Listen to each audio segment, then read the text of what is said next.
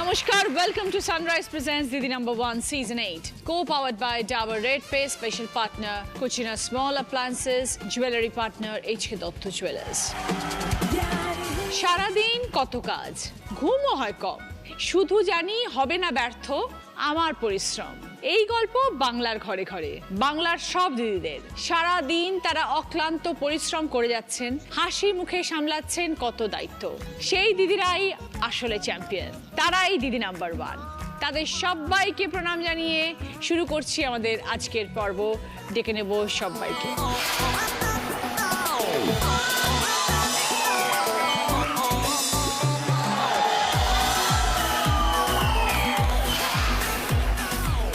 আমরা সকলের সাথে এখন পরিচয় করব।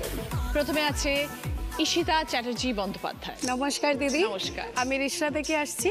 আজকের জেনারেশনে সবাই মোটা থেকে রোগা হতে চায়, কিন্তু এই জেনারেশনে দাঁড়িয়েও কিভাবে রোগা থেকে সহজভাবে মোটা হওয়া যায় আর হেলদি থাকা যায়, ফিট থাকা যায়, সেই গল্পই আজকে আমি তোমার সাথে করতে এসেছি। ওকে, শুনবো তোমার গল্প ঈশিতা।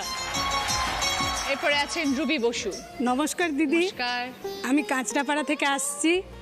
জীবনে ভয়কে কিভাবে জয় করা যায় তারই গল্প আপনাকে শোনাবো। শুনবো আপনার গল্প। এরপর আছেন অপর্ণা মুখার্জি। নমস্কার রচনা। নমস্কার। আমি শ্রীরামপুর থেকে আসছি। আমি কি করে জীবনে পরিশ্রম করে কি করে কষ্টকে জয় করা যায় সেই গল্পই আজকে তোমার কাছে করতে এসেছি। আচ্ছা। পিয়ালি শর্মা। নমস্কার দিদি। নমস্কার। আমি হুগলির মাহেশ থেকে এসেছি। সমাজে ওজন মানুষের ওজনকে কি করে উপর নিচ করে তার উপরে ভিত্তি করে আমি আপনাকে একটা গল্প শোনাতে এখানে এসেছি। আচ্ছা, ইন্টারেস্টিং। শুনবো। সবাইকে নিয়ে শুরু করছি আমাদের প্রথম রাউন্ডে খেলা। সানরাইজ প্রেজেন্টস দিদি মেভা জয়তে। এই রাউন্ডে যিনি হাই স্কোর হবে তিনি পেয়ে যাবেন সানরাইজের তরফ থেকে 5 লিটারের মাস্টার্ড অয়েল। প্রথমে আমরা একটু কথা বলবো ঈশিতার সাথে। ঈশিতা, সহজ উপায় তোমার কাছে রয়েছে রোগা থেকে কিভাবে মোটা হওয়া যায়, একটু শুনবো তোমার গল্প। খেতে আমি ছোট থেকেই খুব ভালোবাসি। খাওয়া দাওয়াতে আমি কোনো কন্ট্রোল কোনো দিনই রাখতে পারতাম না। আর মিষ্টির জন্য আমি আজকে মিষ্টির জন্যই নিজেকে আমি বলতে চাই যে আমি মিষ্টির লোভ সামলাতে পারি না। আজকের জেনারেশনে সবাই ভীষণ হেলথ কনসিয়াস, হেলথ ফিক। সবাই চায় যে একদম স্লিম ট্রিম হব, একদম হেলদি থাকবো, ফিট থাকবো, রোগা হলেই একদম সুস্থ থাকা যায়। কিন্তু আমি যদি বলতে চাই যে আমি হেলদি, আমি মোটা সোটা, আমি একদম ফিট আছি, আমি সব কিছু কাজ করতে পারি, নিজেই সব কিছু করি, একদম সব দিকে আমি এঙ্গেজ আর ফুল ফ্লেজেডলি উইদাউট এনি প্রবলেম আমি সব কিছু সামলাচ্ছি। সব কিছু গান, নাচ, একাডেমিক সব কিছু একসাথেই আমি চালাতাম। তো তারপরে বিয়ে হলো আর বিয়ের পরে যেহেতু আমি প্রফেশনালি এখন একজন স্কুল টিচার, সময় সেইভাবে বাড়িতে দেওয়া হতো না, আমার হাজব্যান্ডও বিজি থাকতেন। তো আমাদের পেটেন্ট ছিল যে প্রতি সপ্তাহে একদিন করে মানে দুজনকে টাইম দেব আর ঘুরতে যাব সারাটা দিন আর খেয়ে দিয়ে আসবো। তো বিয়ের আগে আমি একদম রোগা, নাচ করছি। বিয়ের পরে এটা আমার উন্নতি। আচ্ছা। রোজ প্রতি সপ্তাহে খেতে খেতে তার অল্প অল্প করে উপলব্ধি আজকে। কিন্তু এটাই আমার বলার যে উপলব্ধি হয়ে খারাপ কিছু হয়নি। আমি একদম টায়ার্ড হই না, আমার কোনো প্রবলেম নেই, আমি একদম হ্যাপিলি আছি, একদম মজা করে সব কাজকর্ম সব করতে পারো, সব কিছু করতে পারি। আমি স্কুল যাচ্ছি, আসছি, এমনকি এই বয়সে এই বছরে দাঁড়িয়ে আমি সুইমিং শিখেছি, সুইমিং শিখছি, এমনকি ভাবছি যে সামনে কোনো কম্পিটিশন হলে নামও দেবো। বাহ। নাচ করছি, নাচ করি, নিজে কোরিওগ্রাফি করি। একটাই কথা বলতে চাই, কখনো কোনোদিন ডিমোটিভেট হওয়া উচিত নয়। আমি নিজের মতন, বরঞ্চ আমি তো কমপ্লিমেন্ট পাই যে তুই মোটা সোটা লম্বা চওড়া, তোকে তো কত সুন্দর দেখতে লাগে। তো আমি তো নিজেকে কম্পেয়ার করি যে সবাই যখন বলছে আমার নিজেকে খুব ভালো লাগে। সব থেকে বড়, নিজে যদি তুমি ফিট থাকতে পারো, নিজে যদি তুমি হেলদি থাকতে পারো, সব কিছু নিয়ে মোটা রোগা নিয়ে কোনো ফ্যাক্টর হয় না। শ্বশুরবাড়িতে এসে যখন প্রথম লজ্জা হতো, চাইতে পারতাম না, একটা মিষ্টি খেয়েছি আর একটা চাইবো, ইচ্ছা আছে তো চাইতে পারতাম না। রাত্রিরে সবাই শুয়ে পড়ার পরে ফ্রিজ খুলে খেতাম। কারোর কথা মাথায় নিও না, তুমি যদি হ্যাপি থাকো একদম খাও দাও, একদম মস্তিতে থাকো। জীবনটা একদম ভীষণ সুন্দর, একটাই জীবন, জীবনটাকে খুব সুন্দরভাবে কাটাতে হবে। তো বিয়েটা কি অ্যারেঞ্জ ম্যারেজ না লাভ ম্যারেজ? বিয়ে অ্যারেঞ্জ ম্যারেজ। তো তোমার পাত্রপক্ষ দেখতে এসেছিল? হ্যাঁ, পাত্রপক্ষ আমাকে যখন দেখতে আসে তার আগের দিন বাবা সব জোগাড় জান্তি করে রেখেছে, মিষ্টি এনে রেখেছে, সব কিছু এনে রেখেছে, তো জানে পরের দিন আসবে, সবাইকে সাজিয়ে গুছিয়ে খেতে দেবো। কিন্তু আমি তো রাত্রিরেই সব কাজ শেষ করে ফেলেছি। রাত্রিরেই মোটামুটি আমি আর ভাই মিলে, আমার ভাইও খেতে খুব ভালোবাসে, অর্ধেক শেষ। অর্ধেক কি ম্যাক্সিমাম শেষ। মানে আমি তো বলছি, ছোট থেকে খাওয়া দাওয়া নিয়ে আমি কোনো দিন কম্প্রোমাইজ করি না। খেতে ইচ্ছা হয়েছে খাবো, ওয়েট হলো, ওয়েট নিয়ে কোনো ব্যাপার নয়। একটাই লাইফ, এনজয় করো, একদম খাওয়া দাওয়া করো, মাস্তিতে থাকো। সুবিধা কি হয়? আচ্ছা, সব থেকে বড় সুবিধে হচ্ছে স্কুলে পড়াই, corporal punishment strictly not allowed. আমি গেলাম, আমি শুধু দাঁড়ালাম, ক্লাস শুধু দাঁড়াতে হলো, সব পিন ড্রপ সাইলেন্স, চিৎকার করতে হলো না, গলার আমার প্রবলেম হলো না। শরীর দেখেই ভয় পেয়ে যায়। একদম, অন্য টিচারদের তো চিৎকার করতে হচ্ছে, সবকিছু করতে হচ্ছে, কিন্তু আমার বাচ্চারা আমাকে খুব ভালোবাসে। হাজবেন্ডও কি তোমার মতো গোলু? আমার হাজবেন্ডও একটু গোলগাল, ও গোলগাল আমিও গোলগাল। কতদিন হলো বিয়ে হয়েছে ঈশিতা? আমার 5 বছর বিয়ে হয়েছে দিদি। এখন ওজন কত ঈশিতা? আমার ওজন এখন 90। আগে কত ছিল বিয়ের আগে? বিয়ের আগে 60। বাবা। তো বিয়ের পরে তো একটা প্রাপ্তি হয়। 30 কেজি 5 বছরে? হ্যাঁ, 5 বছরে। তো আমি আমার জায়গায় খেয়ে দিয়ে একদম বিন্দাস আছি, রোজগার করছি, বর সবকিছু চালাচ্ছে, বরের সাথে রেস্টুরেন্টে যাচ্ছি, বর বিল পে করছে, না খাওয়ার কি আছে, একদম খাচ্ছি। এমনকি শেয়ার করে যখন ও খেতে পারছে না, ওটাও আমি হেল্প করে দিচ্ছি। খুব ভালো লাগলো ঈশিতা তোমার সাথে কথা বলে। এইভাবেই জীবনে এগিয়ে যাও, খাওয়া দাওয়া আনন্দের সাথে, কিন্তু সুস্থ থেকো। একদম, thank you. All the best.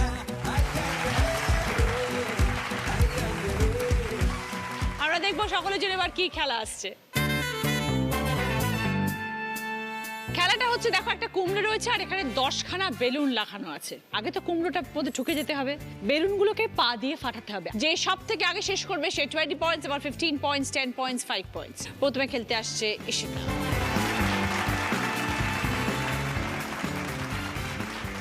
Start. Very good, এইভাবেই দূর থেকে দেখে নাও।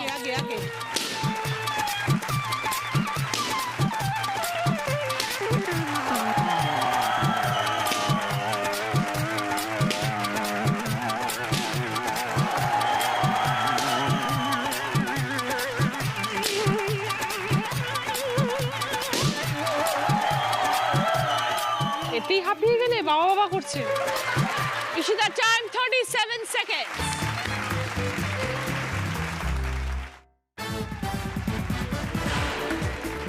ফিরে এলাম ব্রেকের পর। আপনারা দেখছেন sunrise presents Didi number 1 season 8, co powered by Dabur red পে, special partner Kutchina small appliances, jewellery partner HK Dutta jewellers. অপর্ণাদির সাথে এবার কথা বলবো। বলুন অপর্ণাদি, আপনার সাথে গল্প করি এবার। বাবা মা, 2 বোন 1 ভাই, আমাদের বেশ ভালোই, খুব সুন্দর সংসারটা চলছিল। হঠাৎ আমার বাবার অফিসটা বন্ধ হয়ে যায়। বন্ধ হয়ে যাওয়ার পর আমরা 2 বোন তখন পড়াশুনো করি। ভাই খুব ছোট, সেই জন্য আমরা 2 বোনে কি করি, কম পয়সায় আমরা 2 বোনে পড়িয়ে আমরা কিছু টাকা পাই। ওই টাকা দিয়ে আমরা আমাদের সংসারও কিছু বাবাকে হেল্প করতাম, আমাদের নিজেরও একটু পড়াশুনো করতাম, ভাইকেও কিছু একটু পড়াশোনায় সাহায্য করতাম। আমার ভাইকে তো আমাদের মানুষ করতে হবে, ভাইকে মানুষ না করলে মা বাবার পাশে কি করে দাঁড়াবে। 2 বোনে আমরা তখন টিউশনি করে আমার ভাইকে আমরা পড়াটা চালিয়ে যাই। বাবা তখন একটা খুব সামান্য একটা খুব কাজ করতেন, যে পয়সা আমাদের সংসার খুবই অভাব অনটন দারিদ্রতার মধ্যে চলতো। খুব কষ্টে আমরা কাটিয়েছি দিন। আমরা পড়াশুনো ছেড়ে দিয়ে ভাইকে পড়াশুনো করলাম, ভাই পাশ করে ভাই এখন মোটামুটি এক্সটাবলিশ একটা প্রাইভেট সংস্থায় চাকরি করছে, বিয়েও করেছে, বাচ্চা আছে একটা। আর আমার হঠাৎ আমার মাসির বিয়েতে আমার হাজব্যান্ডের সঙ্গে আমার পরিচয় হয়। উনি হচ্ছেন ফিজিক্যাল হ্যান্ডিক্যাপ। উনি যখন আমাকে বললেন যে আমাকে আমার সঙ্গী করতে চাই, আমি তোমায় বিয়ে করতে চাই, আমি বললাম এখন তো আমি কিছু বলতে পারবো না, কেন আমার মা বাবার সঙ্গে আমি কথা বলি, তারপরে তোমাকে আমি বলবো। কি প্রবলেম ছিল না? উনি কানের প্রচণ্ড প্রবলেম, শোনার প্রবলেম, কথা বলার প্রবলেম, হাঁটার প্রবলেম। একটা সামান্য একটা প্রাইভেট কাজ করেন, কিন্তু খুবই অল্প পয়সা। তখন আমি আমার বাবাকে বলি যে আমি আমি বিয়ে করতে চাই। কিন্তু তো আপনার কেন তখন মনে হয়েছিল আমি এই মানুষটিকে বিয়ে করব? আমি ভাবলাম উনি তো অসহায়, ওনাকে তো কেউ পছন্দ করছেন না, ওনারও তো একটা জীবনে শখ আছে, আমি বিয়ে করব, সংসার করব, আমার বাচ্চা হবে, আমি সুখী জীবন যাপন করব। কিন্তু উনি তো বেশি কথা বলতে পারতেন না, আপনার সাথে কি করে কমিউনিকেট করতেন? না, উনি কথা বলতেন, মানে কথাটা খুব বলতে, মানে কথাটা জড়িয়ে যেত, বুঝতে পারতাম, মানে জড়িয়ে যেত। তখন আমি দেখলাম এই অসহায় মানুষের পাশে দাঁড়ানোটাই হচ্ছে আমার সব থেকে বড় কাজ। এখন আমার ছেলে হয়েছে, তার জন্য আমি চিন্তা করলাম আমাকে তো বসে থাকলে চলবে না। আমি তখন কি করলাম, দুপুরবেলা একটু বেরিয়ে বাড়ি বাড়ি সব ধূপ যে আছে, ধূপ বিক্রি, ওই ধূপ কিনে এনে হোলসেলে কিনে আনি, এনে এবার প্রত্যেক বাড়ি বাড়ি আমি ধূপ বিক্রি করি। আমাকে পাড়ায় লোকেরা সহযোগিতাও করে। আমি দেখলাম না, ধূপ বিক্রি করলে তো আমার সংসারে তো কিছু হচ্ছে না, আমাকে আরও একটু কিছু করতে হবে। তখন আমি আমার বাড়ির সামনে একটা ফাঁকা জায়গা আছে, সেখানে আমি একটু জায়গা করে একটু রুটির দোকান দিলাম। রুটির দোকান দিতে পাড়ার লোকেরা বলে হ্যাঁ তুমি রুটি করো, আমরা নেবো। আমি পার ডে 100 পিস এরকম রুটি করি, ঠিক আছে, হয়ে এলো। কিন্তু আমি দেখলাম যে এটাও তো আমার হচ্ছে না, আমাকে আরও কিছু করতে হবে। একটা কাজ আমি পেলাম, ICDS এর কাজ পেলাম, যেটা হচ্ছে ডেঙ্গু যে মশার, যে আমাদের আজকে যে জ্বরে যে মানুষ মারা যাচ্ছে, তার জন্য আমাদের বাড়ি বাড়ি গিয়ে তেল দিতে হয়। সেটা 7টা বাড়ি পার ডে আমাকে কমপ্লিট করতে হয়। প্রত্যেক বাড়ি থেকে ওষুধ দিতে হয়, প্রত্যেক বাড়ির নিজে দেখতে হয় কোথায় জমা জল আছে কিনা, নর্দমায় কোনো লার্ভা হয়েছে কিনা, এগুলো আমাকে রিপোর্ট করতে হয়, এগুলো আমায় লিখতে হয়, লিখে আমাকে অফিসে জমা দিতে হয়। এগুলো করি, করে আমি 12টা সাড়ে 12টায় বাড়ি যাই। বাড়ি গিয়ে আবার ধূপের এটা করি, করে আবার আমি এই সন্ধ্যেবেলা রুটিটা নিয়ে বসি। এরমভাবে আমি চলছি। আজকে আমি ছেলে মাধ্যমিক পাশ করেছে, ছেলে আমার ভালো, খুব বুদ্ধিমান ছেলে আমার হাজব্যান্ডও খুব বোঝে আমাকে। আজকে আমি এইভাবে সংসারে চালাচ্ছি। বাপ রে বাপ, সকালবেলা এরকম একটা কাজ করেন, তারপরে আপনি কি বাড়িতে বাড়িতে ধূপ বিক্রি হ্যাঁ করেন? হ্যাঁ, ভোর 4টে উঠে বাড়ি রান্না বান্না কাজকর্ম সব সেরে নিই। ছেলে স্কুল যাবে, ছেলে টিফিন ফিফিন সব গুছিয়ে দিই। হাজব্যান্ড কাজে যাবে, তার খাবারটা গুছিয়ে রেখে দিই, দিয়ে সমস্ত দিয়ে নিজে একটুখানি চা মুখে দিয়েই আমি ICDS এর কাজে বেরিয়ে যাই। গিয়ে 12টা সাড়ে 12টা আসি, বাড়িতে এসে খাওয়া দাওয়া করি, করে আবার বিকেলবেলা একটু ধূপ নিয়ে বেরোই। তারপর রাত্রিবেলা এসে রুটি করেন? রাত্রিবেলা এসে রুটি করি। 100খানা রুটি নিজে হাতে করেন? হ্যাঁ, একা বেলি, একা সেকি, একা লোককে দিই, একা বাবারে, সব বাবারে, করি, সব বাবারে। একা করি। তারপর একটা এই স্বাস্থ্যসাথী দিদি কার্ড বার করেছে, যেটা ফ্রি ট্রিটমেন্ট 1 লাখ টাকা, সেই কাজটাও ওয়ার্ড থেকে আমাকে দিয়েছে। সেটার জন্য আমাকে রাত্রিবেলা সন্ধ্যেবেলা যদি সময় পাই, ছুটির দিন থাকলে আমি বাড়িতে বসে থাকি, সেই কাজটাও ঘুরি। পার বাড়ি ঘুরলে 2 টাকা করে দেবে আমাকে। এত রকমের কাজ করে অপর্ণাদি যত টাকা রোজগার করছো, তাতে সংসার মোটামুটি ঠিকঠাক এখন মোটামুটি দিদি আমার একটু হচ্ছে। তোমার কাছ থেকে এগুলো দেখে আমি সত্যি ভাবি যে মানুষ কষ্টকে জয় করা যায়। তোমার প্রেরণায় আজকে তোমাকে খুব আমি ভালোবাসি। নমস্কার, নমস্কার জানাচ্ছি আপনাকে আমি। এই কঠোর পরিশ্রম করে যাচ্ছেন দিনের পর দিন, মাসের পর মাস, বছরের পর বছর। তার থেকেও বড় কথা হচ্ছে যে আপনি জীবনে এরকম একটা ডিসিশন নিয়েছেন, আমি এই মানুষটার পাশে দাঁড়াবো। এরকম ডিসিশন চট করে কোনো মানুষ নেয় না। নিশ্চয়ই। খুব ভালো, খুব ভালো। আপনাদের এই ঠাকুর আপনাকে দেখবে। হ্যাঁ, ঠাকুর আমার উপরে আছে সবসময়। আপনি দেখবেন আপনার ছেলে এত ভালো হবে, এত বড় হবে জীবনে। দিদি আশীর্বাদ করুন, ওটাই যেন আমি পারি, আমার ছেলে যেন বড় হয়, মানুষ হয়। খুব ভালো, ভালো থাকুন, ভগবানের অশেষ কৃপা থাকবে আপনার উপরে। আপনিও ভালো থাকুন দিদি। Thank you so much.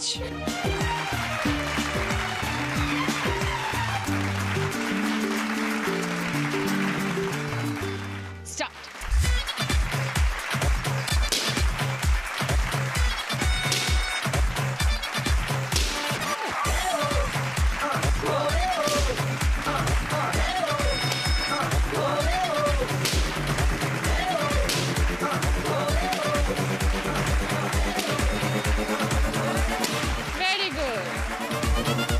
অপরাধী খেলাটা শেষ করেছেন 22 সেকেন্ডসে।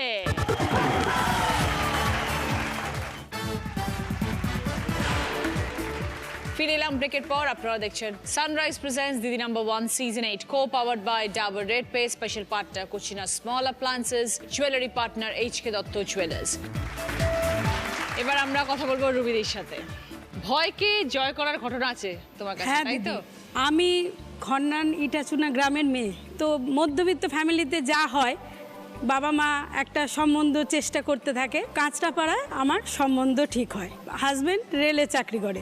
95 সালে বিয়ে হয়েছে, 98 সালে আমার একটা মেয়ে হয়, 2002-এ আমার এক ছেলে হয়। ঠিকই আছে, আমার সংসার ঠিকই চলছিল, আমাদের ছোট্ট সংসার। শ্বশুরবাড়িতে থাকাকালীন 2000 সালে আমি একটি প্রাইমারি স্কুলে চাকরি পাই।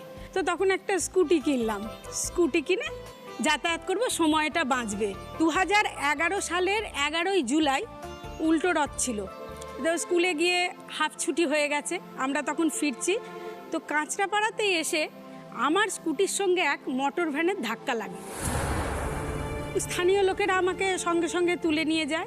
আমার হাজব্যান্ড যেহেতু রেলে আছে, তা আমরা প্রথমে রেলের হসপিটালে যাই। ডাক্তার দেখে বললেন যে অপারেশন করতে হবে, প্লেট লাগাতে হবে। ঠিক 2 দিনের মাথায় সমস্ত টেস্ট হয়ে যাওয়ার পরে আমার অপারেশনটা হয়।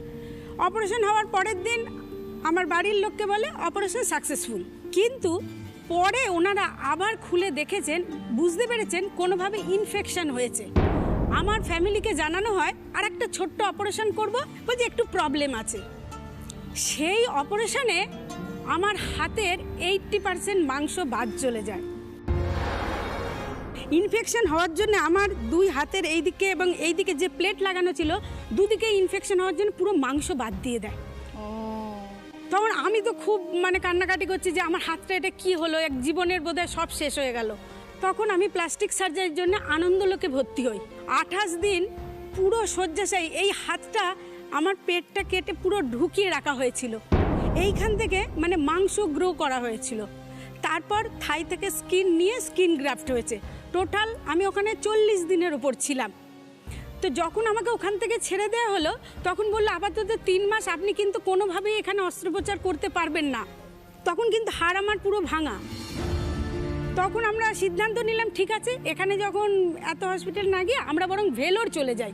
ভেলোরে যাওয়া মাত্রই ডাক্তার দেখে বললেন যে আপনার হাতটা কিচ্ছু হবে না, পুরো সব হাড্ডি নিকাল করে ক্যাপ লাগাই দেয়, টোটাল হাতটাই বাদ চলে যাবে।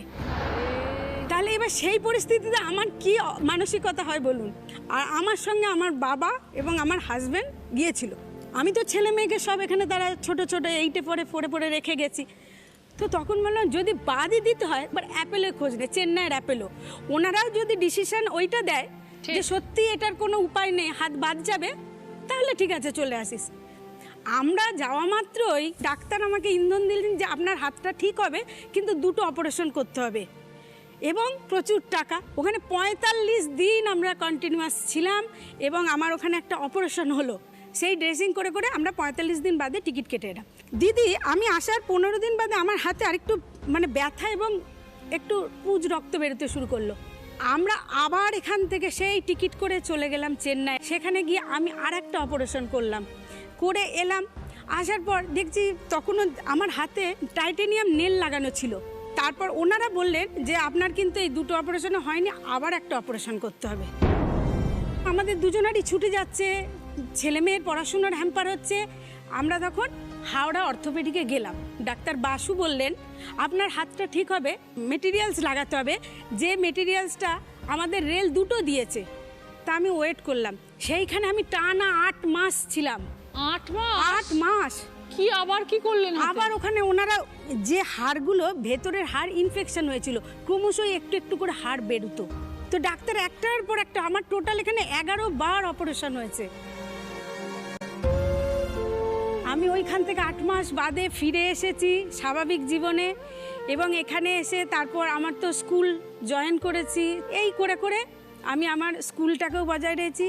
আর আজকে ঠাকুরের আশীর্বাদে আপনাদের সবার ভালোবাসায় আমি ঠিক আছি। এই হাত এখন আমার এমনি কোনো অসুবিধা নেই, কিন্তু আমার হাত মুঠো করতে পারি না, বাবা খেতে পারি না, গ্রিপ হয় না, মুখটা ঘোরে না, যার ফলে আমি এখন টোটালি লেফট হ্যান্ডার হয়ে গেছি। স্কুলে বোর্ড ওয়ার্ক সব বাঁ হাতেই করি, সব বাঁ হাতে করি, খাই। ডান হাতে কোনো কাজ করে না? ডান হাতে অনলি ফর শো। আমাদের বাঁ হাতের মতনই। হ্যাঁ হ্যাঁ, আমরা তো বাঁ হাতে অভ্যস্ত নই। ঘরে বসে একটু খালি সইটা করতাম, তখন তো পারতাম না যে লিখতে পারি কিনা। তো আস্তে আস্তে দেখলাম পারছি। ভগবান এক হাত শরীরের একটা অঙ্গ অবশ করলে আর একটা অঙ্গ স্ট্রং করে দেয়। তা আমারও হয়তো তাই। পুরো সে বাঁ হাতে শিখলে সবকিছু হ্যাঁ হয়ে গেছে। জানেন তো, বোর্ডে লিখতে গেলে দেখি সুন্দর লিখতে পারি। আমার চলেছে ধরুন 14 সাল অবধি আমি প্রায় এইরকমই হসপিটাল বাড়ি এইভাবেই কাটিয়েছি। তারপর 14-এর পর থেকে কি আর তোমার ডাক্তারের কাছে যেতে হয়? না না না, এখন আমি বাড়িতে ধরুন ছোটখাটো জামা কাপড় নিগড়াতে পারি। এগুলো করো? হ্যাঁ। খুব কষ্টের গল্প দিদি। বর্তমান তুমি স্কুল সামলাচ্ছ? হ্যাঁ, আমার ফ্যামিলিতে এখন মেয়ে কলেজে পড়ছে, মাস্টার্স করছে, ছেলেও কলেজে পড়ছে। তো ছেলে মেয়ে স্বামী সবাইকে মিলে আমরা সুন্দর। ভয়কে সত্যিই জয় করতে পারো রবি। তোমরা হচ্ছে আমাদের সব দিদিদের ইন্সপিরেশন, অনুপ্রেরণা যাকে বলে, যে এত কষ্ট সহ্য করার পরেও হাসি মুখে সেই গল্পটাকে বলো। তা তুমি আমার সব্যসাচী। যা বলবেন। সব থেকে ভালো লাগলো তোমার এই মনের জোর। হ্যাঁ সত্যি তুমি আজকের এই গল্প অনেক দিদিদের সাহস যোগাবে, জীবনে লড়াকু হতে হবে। মনের জোর সত্যি চাই। সাবধানে থেকো হ্যাঁ দিদি, ভালো থেকো, মনের জোর আছে তোমার, তুমি লড়াই করার মতন দিদি, তুমি সকলের কাছে উদাহরণ, তুমি ভালো থেকো।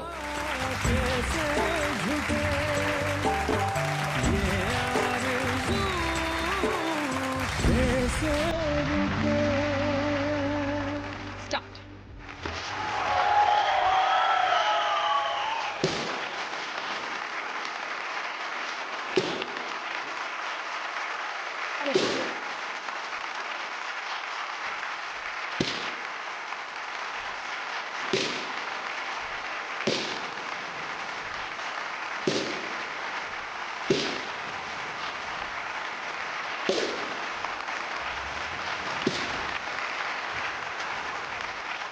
খেলাটা শেষ করেছেন 32 সেকেন্ডে। এবার আমরা কথা বলবো পিয়ালির সাথে। পিয়ালি, আমি ছোটোবেলায় দেশপ্রিয় স্কুলে পড়তাম, ওটা হিন্দমটর স্কুলটা। স্কুল জীবন শেষ করে আমি কলেজে গেলাম। কলেজে পড়াশোনা করতে করতে মা বাবা সিদ্ধান্ত নিলেন যে বিয়ে দিয়ে দেবে। আমাকে ক্লাস 11-এ বিয়ে দেওয়া হলো। তারপর আমি পড়াশোনা চালিয়েছি। বিয়ে করার পর তারপর আমি কনসিভ করলাম। আমার মেয়ে এলো, ওকে নিয়ে আমি প্রচণ্ড বিজি। বড় হলো, তার ঠিক ক্লাস 2-এ পড়ে, তখন আমি আবার সেকেন্ড ইস্যু নিলাম। আমার একটা ছোট্ট পুচকি ফর্সা টুকটুকে ছেলে হলো। মেয়েকে নিয়ে আমি ভীষণ সুখী। সবাই বলছে, আরে পিয়ালি তুই মেয়ের পর তো ছেলে হয়েছে, তুই তো ভীষণ ভাগ্যবতী। হ্যাঁ আমি ভাগ্যবতী বাবা, আমি ভাগ্যবতী। এই ভাগ্যবতী ভাবতে ভাবতে আমি একদিন একটা মজার কথা বলি। আমি ছেলে মেয়েকে স্কুলে দিয়ে আনতেই গেছিলাম। আমি জিটি রোডে গেলাম। জিটি রোডে গিয়ে অটোওয়ালাকে বললাম, দাদা অটো তো দাঁড়ালো, আমাদেরকে তার চোখে তাকিয়ে পালিয়ে যাচ্ছে। তুমি দাঁড়াচ্ছ না কেন? তোমাকে ডাকছি। না দিদি, আপনাকে নেওয়া যাবে না। কেন? আপনি একাই দুজনের জায়গা দখল করে বসবেন, এক ভাড়াতে আমি দুজনকে নিতে পারবো না। মানে তখন আমার একটু খুব কষ্ট হলো। হ্যাঁ, আমি 120 কিলো ওজন হয়ে গেছে আমার। আমি সত্যি একটু মোটা হয়ে গেছি। 120 কিলো ওজন?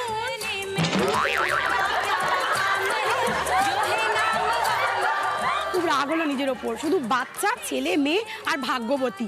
কি আমার ভাগ্য এই মোটা হয়ে গেছি?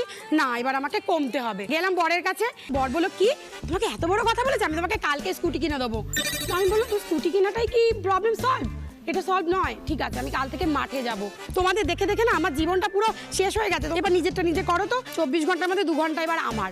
আমি তোমাদের কোনো কথা শুনবো না। পরের দিনই সকালবেলা 4:30-র সময় উঠলাম। এবার আমি মাঠে যাব। আমি চুড়িদার পরে মাঠে দৌড়তে গেলাম। দৌড়তে গেলে? হ্যাঁ। 120 কিলো ওজন নিয়ে দৌড়াচ্ছ? দৌড়চ্ছি, মাঠে দৌড়চ্ছি। হাঁটাই বলে, ওটা দৌড়ানো বলে না। দেখলাম কি আমার গলাটা না টিপে ধরেছে। টিপে আমি দম নিতে পারছি না। আমি কি তাহলে এত মোটা হয়ে গেছি যে আমি দৌড়তে পারছি না? না, আমাকে পারতেই হবে। আমি কারোর কথা শুনবো না।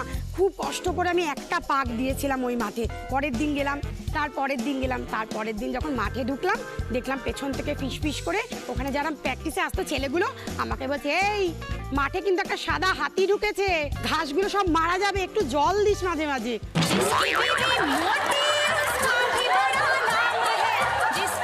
আমার কিছু যায় আসে না তোরা কি বললি।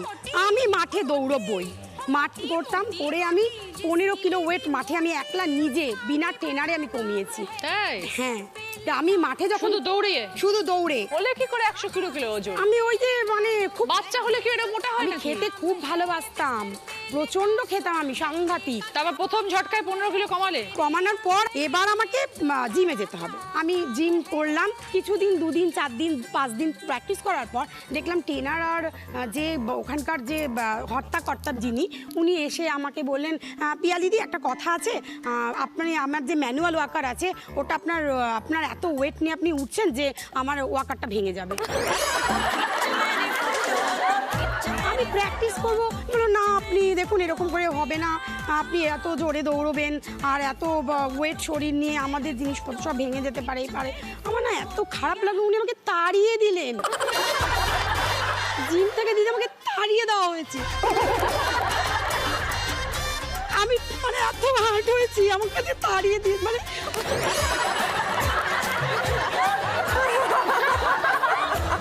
আমাদের ওখানে রাধাবল্লভ মন্দির আছে, কাকে বলবো খুব কষ্টের ব্যাপার।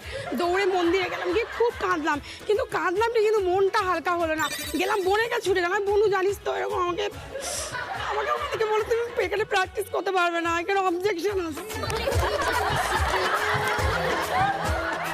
মনে বলছে, দিদি তোর চিন্তা করার দরকার নেই, আমি তোকে যে জিমে ভর্তি করবো তুই সেই জিমে ভর্তি হ, তুই চল তো। বললো চল। আমার বোন আমাকে নিয়ে গিয়ে একটা খুব ভালো জিমে ভর্তি করলো। তারপরে কত কমালে? 120 কিলো থেকে 60-এ নিয়ে এসেছি। क्या बात, জোরে হাততালি একটা, ফ্যান্টাস্টিক।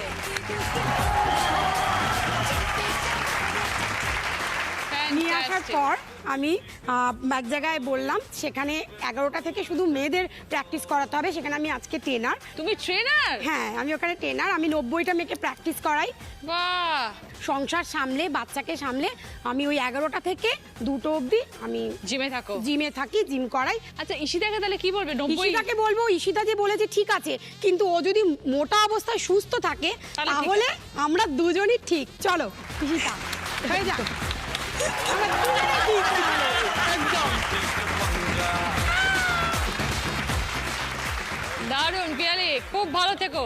থ্যাংক ইউ দিদি। যারা মোটা, যারা রোগা হতে চায় তারা হতে পারে। একদম একদম, আমি পেরেছি। ভেরি গুড পিয়ালি, আমার মতো হতে হবে। তোমার মতো? তোমার মতো এখন হতে পারবো না গো, তুমি খুব সুন্দর, তুমি খুব সুন্দর, এরকমই সুন্দর থেকো। Thank you.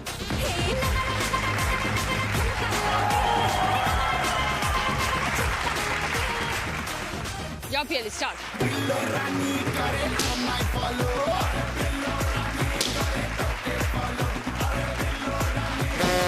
যা।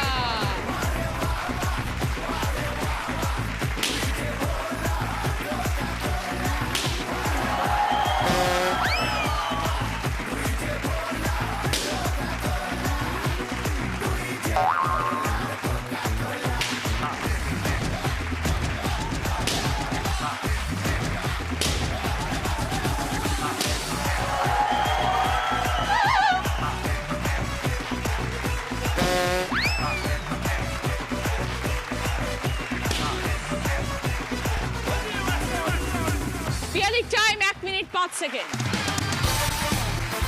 ফার্স্ট রাউন্ডের স্কোর, এই রাউন্ডে ফার্স্ট পজিশনে আছে অপর্ণা দি 20 পয়েন্টস, সেকেন্ড পজিশনে আছে রুবি দি 15 পয়েন্টস, থার্ড পজিশনে আছে ঈশিতা 10 পয়েন্টস, ফোর্থ পজিশনে আছে পিয়ালি 5 পয়েন্টস। অপর্ণা দির পছন্দ ইলেকট্রিক কেটল, রুবি দির পছন্দ মাল্টিপারপাস ক্যাবিনেট, ঈশিতার পছন্দ কিচেন চিমনি, পিয়ালির পছন্দ ওরিয়েন্ট জুয়েলার্স তরফ থেকে সোনার হার। এই রাউন্ডে হাই স্কোর হচ্ছেন অপর্ণা দি। সানরাইজের তরফ থেকে 5 লিটারের মাস্টার্ড অয়েল অপর্ণাদির জন্য। সকলের জন্যই ভদ্রেশ্বর লাল বাবা রাইসের তরফ থেকে বাসমতি চাল। হায় হায় হায় বন্ধু আমার করবি কি তুই গিয়া, বরিশালের মাইয়াটারে করবি নাকি বিয়া। হায় হায় হায় বন্ধু আমার করবি কি তুই গিয়া, বরিশালের মাইয়াটারে করবি নাকি বিয়া। বিয়া করুম না আগে না, বিয়া করুম না আগে, দেখো মে মাইয়া রান্না বান্না জানে কেমন পুজুম তা খাইয়া। বিয়া করুম না আগে, দেখো মে মাইয়া রান্না বান্না জানে কেমন পুজুম তা খাইয়া।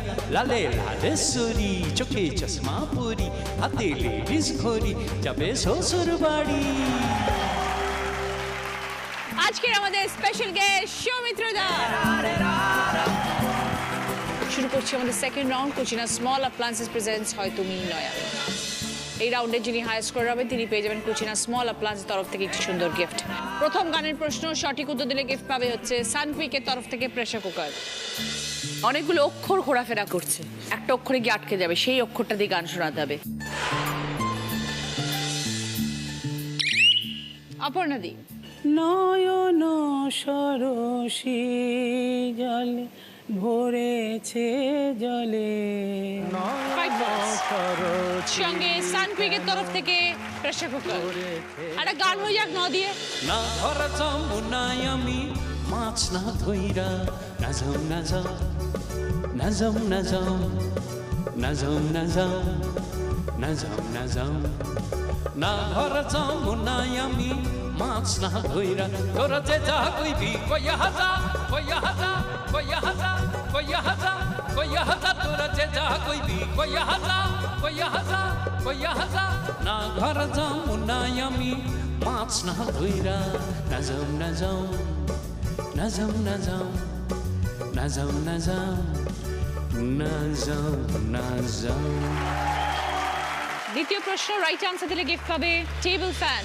দুরিয়ায় আইলো তুফান, আয় কে যাবি রে, হেসে হেসে যাবি ভেসে মদিনা নগরে।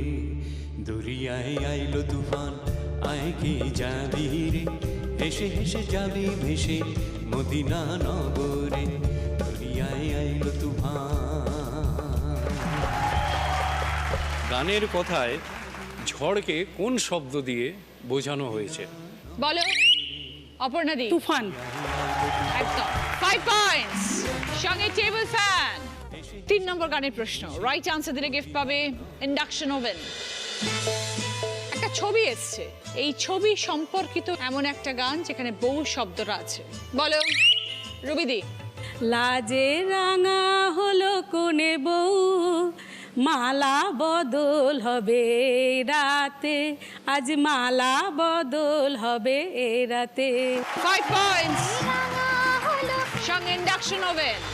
তুমি কাদের কুলের বউ গো, তুমি কাদের কুলের বউ, কাদের কুলের বউ গো, তুমি কাদের কুলের বউ।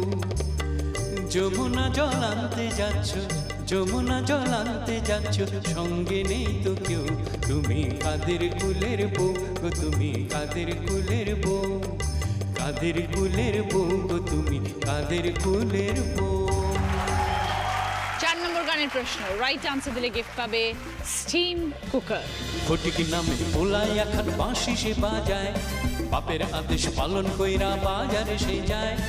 আলু পটল ঝিঙ্গা দেখাও ফটিক না তাকায়, লেডিকে নি হজম কইরা ফাঁকা হাঁড়ি সে বাজায়। কাম সারছে, কাম সারছে, কাম সারছে, কাম সারছে। গানের কথায় কোন কোন সবজিগুলো উল্লেখ করা আছে? বলো অপর্ণা দি। ঝিঙে পটল। পটল ঠিক আছে, ঠিক আছে। 5 পয়েন্টস। সঙ্গে স্টিম কুকার। শেষ প্রশ্ন, 5 নম্বর প্রশ্ন। যিনি সঠিক উত্তর দেবেন তিনি হয়ে যাবেন আজকে এইচকে দত্ত সোনার দিদি এবং পেয়ে যাবেন এইচকে দত্ত জুয়েলার্সের তরফ থেকে সোনার পেন্ডেন্ট। লাল পাহাড়ি দেশে যা, রাঙা মাটির দেশে যা, লাল পাহাড়ি দেশে যা, রাঙা মাটির দেশে যা, ইতক তুকি মানাইছে না রে, একেবারে মানাইছে না রে। লাল পাহাড়ি দেশে যা, রাঙা মাটির দেশে যা, ইতক তুকি মানাইছে না রে, একেবারে মানাইছে না রে, না না না একেবারে মানাইছে না রে। গানের কথা অনুযায়ী কোন মাটির দেশে যাওয়া উল্লেখ করা আছে? বলো ঈশিতা। রাঙামাটির দেশে। ঠিক আছে, 5 পয়েন্টস। রাঙা মাটির দেশে। সঙ্গে এইচকে দত্ত জুয়েলার্সের তরফ থেকে সোনার পেন্ডেন্ট। এই রাউন্ডে হাই স্কোরার অপর্ণা দি 15 পয়েন্ট। কুচিনা স্মল অ্যাপ্লায়েন্স তরফ থেকে স্যান্ডউইচ গ্রিল অপর্ণা দির জন্য। শুরু করছি আমাদের third round. Dabur red paste presents কার দৌড় কত দূর। আজকের আমাদের স্পেশাল গেস্ট দিগন্ত। এটা আমাদের অভিনয় রাউন্ড। দিগন্ত এক একটা টপিকের উপর অভিনয় করে দেখাবে, তোমাদেরকে বুঝতে হবে যে কি অভিনয় করে দেখাচ্ছে। পারলে 5 পয়েন্ট। প্রথম টপিক, একটি ছোটবেলাকার খেলা।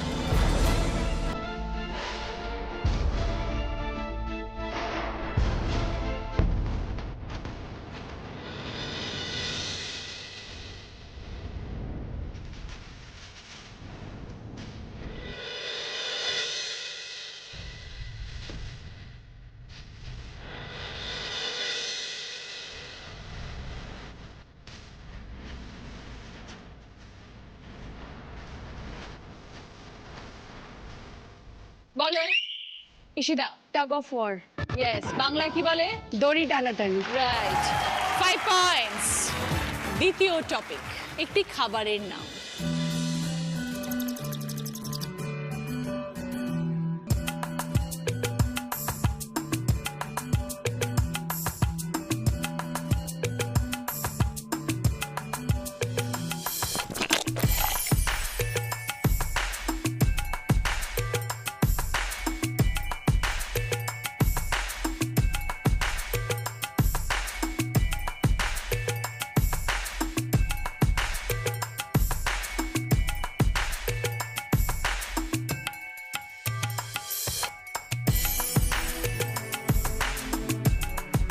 বলো ঈশিতা। ডিম টোস্ট। Yes, 5 points. এবার থার্ড টপিক, একটি চলতি কথা।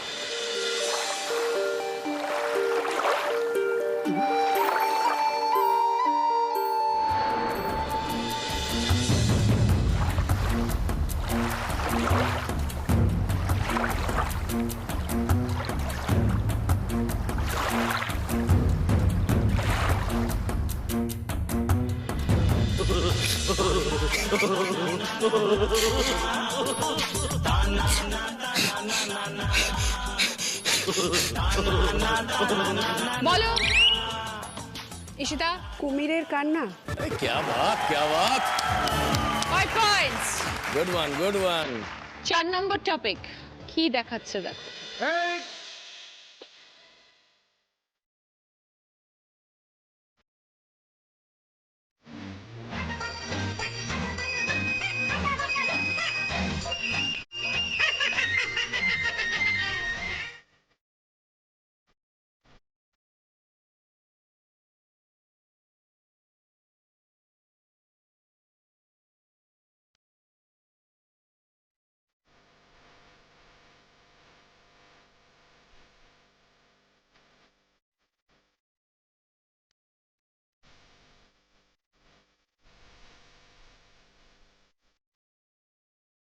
বলো ঈশিতা।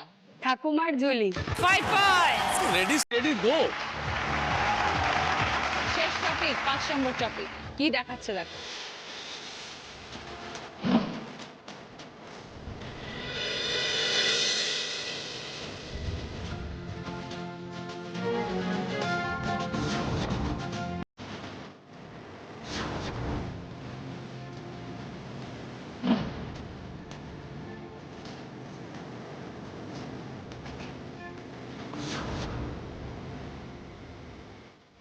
বলো রুবিদি। ক্যারাটে। 5 পয়েন্টস। 5টা টপিক শেষ, এই রাউন্ডে খেলা শেষ। দেখো দুজনে একবার জোরে হাততালি।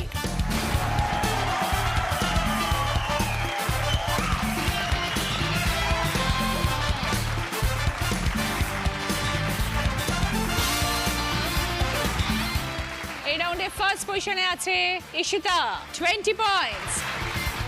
ওইটা ওকে। সালিকলের তরফ থেকে ডিনার সেট এবং গিফট হ্যাম্পার ঈশিতা। সেকেন্ড পজিশনে আছে রুবিদি 5 পয়েন্টস।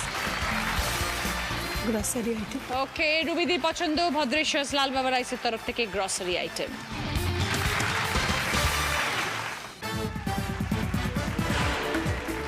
ফিরে এলাম ব্রেকের পর। আপনারা দেখছেন sunrise presents Didi number 1 season 8 co powered by Dabur red পে, special partner Kutchina small appliances, jewellery partner HK Dutta jewellers. আমার কস্টিউম স্পন্সর করেছে আজকে নন্দিনী জুয়েলারি, স্পন্সর করেছে শেখ ফ্যাশন জুয়েলারি। যিনি আজকে দিদি নাম্বার 1 হবেন তিনি পেয়ে যাবেন এইচকে দত্ত জুয়েলার্সের তরফ থেকে সোনার হার, মুখরোচক চানাচুরের তরফ থেকে গিফট হ্যাম্পার। শুরু করছি আমাদের শেষ রাউন্ড বুদ্ধিতে বাজিমাত। প্রথম প্রশ্ন টিভি স্ক্রিনে আসছে। রাইট আনসার দিলে গিফট পাবে শ্রী ও শ্রীজি কালেকশনের তরফ থেকে গোল্ড প্লেটেড জুয়েলারি সেট। কলসি, চিংড়ি, হলুদ একটি করে অক্ষর নেবে প্রত্যেকটা শব্দের থেকে। আমরা একটা অর্থপূর্ণ শব্দ বানাবো।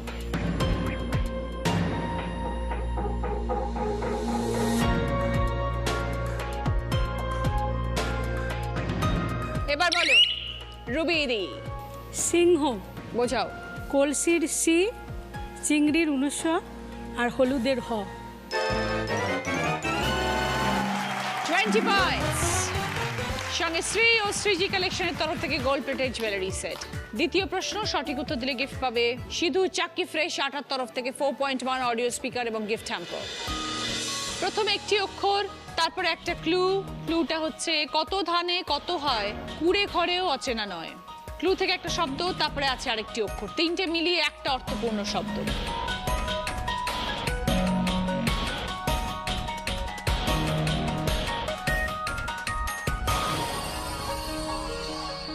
এবার বলো অপর্ণাদি। পাঁচালি। বোঝাও। পয়চুন্ডুর পা আর কত ধানে চাল আর ই। 20 পয়েন্টস। সঙ্গে সিধু চাক্কি ফ্রেশ আটার তরফ থেকে 4.1 অডিও স্পিকার এবং গিফট হ্যাম্পার। 3 নম্বর প্রশ্ন রাইট আনসার দিলে গিফট পাবে বেনারসি নিকেতনের তরফ থেকে শাড়ি। কথায় বলে থাকলে নাকি মুলুক হবে জয়, জীবন যুদ্ধে থাকলে মনে নেই তো কোনো ভয়। কি বিষয়ে ধাঁধা?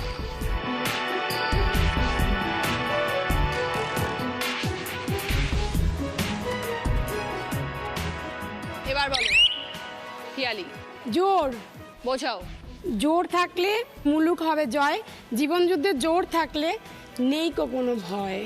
আমরা একটা কথা বলি যে জোর যার মুলুক তার। 20 পয়েন্টস। সঙ্গে বেনারসি নিকেতনের তরফ থেকে শাড়ি। 4 নম্বর প্রশ্ন রাইট আনসার দিলে গিফট পাবে গ্যাস ওভেন। বাঁদিকে একটি শব্দ, ডান দিকে দেখো অনেকগুলো শব্দ। বলতে হবে বাঁদিকের শব্দের সাথে কোন ডান দিকের 3টে শব্দ যোগ করলে আমরা 3টে অর্থপূর্ণ শব্দ পাই।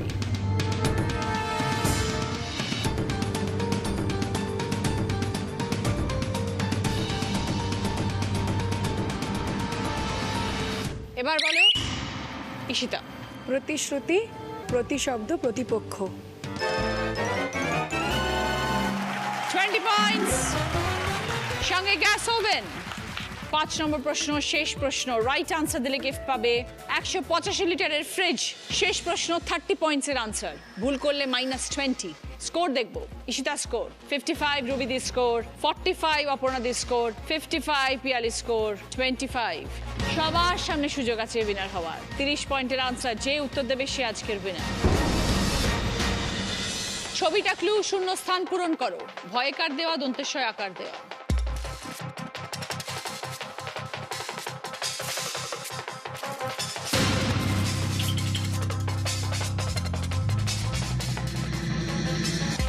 এবার বলো ঈশিতা। জিভে জল আসা। ঈশিতা বলছে জিভে জল আসা। যদি সঠিক হয় তবে 30 পয়েন্টস। ছবিটা দেখে কি তোমার জিভে জল আসছে? দেখি সঠিক কিনা।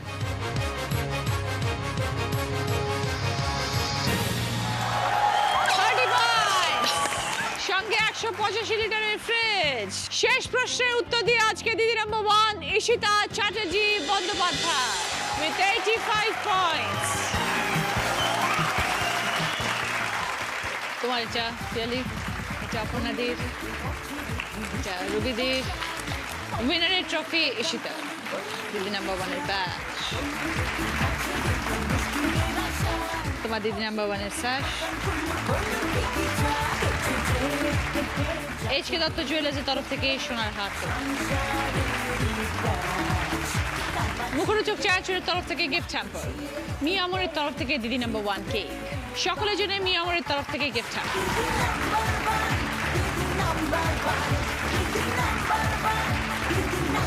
সানরাইজের তরফ থেকে সকলের জন্য গিফট হ্যাম্পার।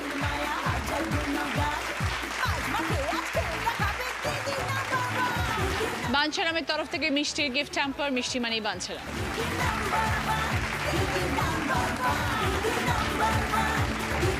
সকলের কাছ থেকে বিদায় চাইছি। আগামীকাল দেখা হচ্ছে। ভালো থাকুন সবাই। সবাইকে নমস্কার। এরপরে দেখবেন জয়ী।